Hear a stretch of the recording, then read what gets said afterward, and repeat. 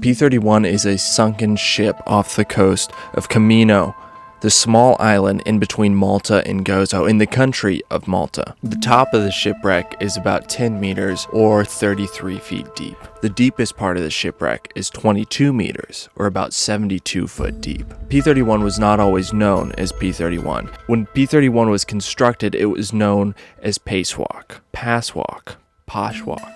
I don't know, it's a German word. It was a Condor I-class minesweeper. Passwalk was laid down, or its construction was began in East Germany on December 12, 1968, in a shipyard in a small town of Wolgast. Though it was launched on June 18, 1969, it wasn't commissioned until October 18, 1969. It was commissioned to patrol the riverbanks between East and West Germany, as well as used as a minesweeper until 1990. In 1990, Volksmarine, which was the naval force for the German Democratic Republic, was disbanded, and Passwalk was decommissioned and then disarmed.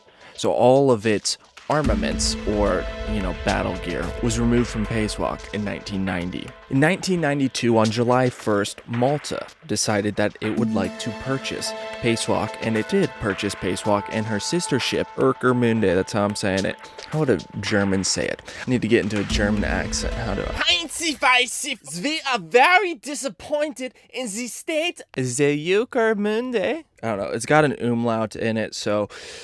And I don't speak German. Anyway, both those two ships were purchased by Malta, and then they were both renamed P-31 and P-30 respectively.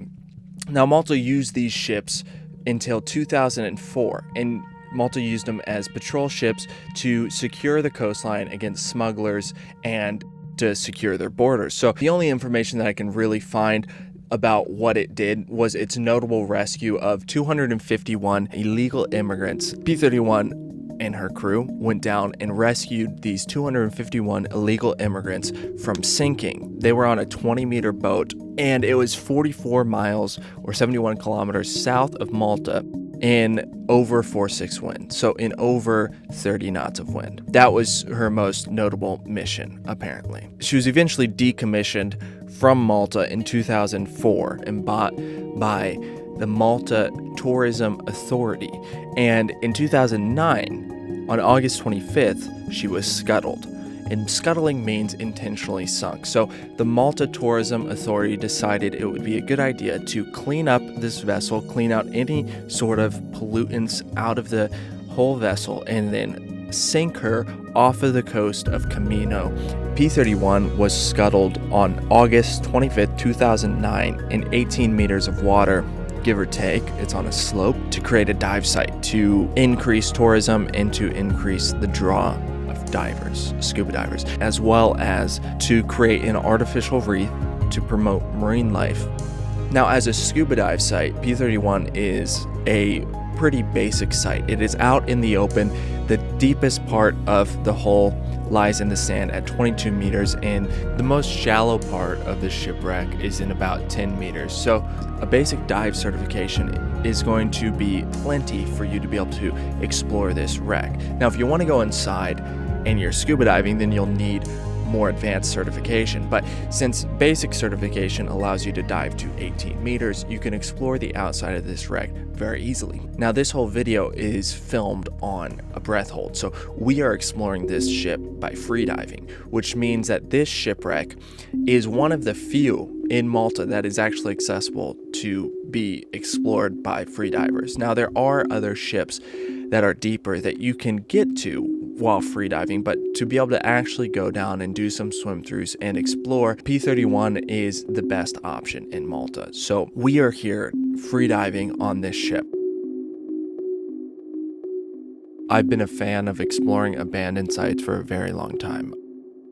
What is it about shipwrecks that are so engrossing? There's something about things that have been made by people, houses, towns, ships, cars, things that are considered artificial, that when they become abandoned and nature starts to take its course on this object, it becomes almost hypnotic in its ability to keep your attention. there's something about it that is, at least to me, magnetic. I have a hard time taking my eyes off of it. I just want to see more of this abandoned, decaying thing. I don't know, it's almost like seeing a skeleton or something like that. Like your eyes are drawn to it, it's a magnet. I don't know, I think it has to do with memento mori. It's Latin.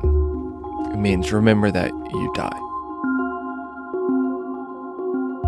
I feel like in the Western world, death is almost theatricalized with how prevalent it is in mainstream entertainment, which is almost a way to desensitize people from the fact of death. And it's almost as if it's a way of running away from it as a fact of life.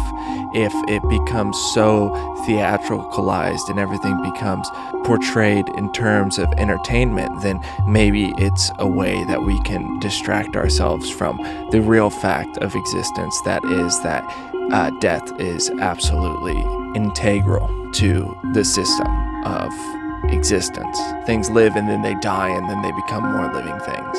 It's a transmutation of matter, basically. It's a conversion of matter from one form to another form.